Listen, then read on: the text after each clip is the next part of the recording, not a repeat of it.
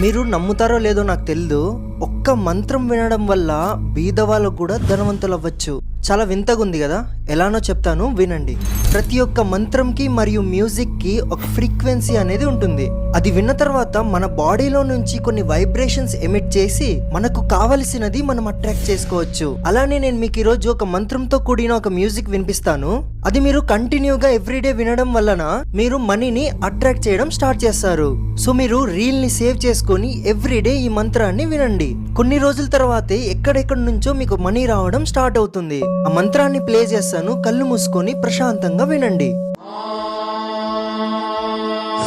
ఓం హ్రీం శ్రీం క్రీం శ్రీం కుబేరాయ అష్టలక్ష్మి మమ గృహధనం పురయ పురయ నమః.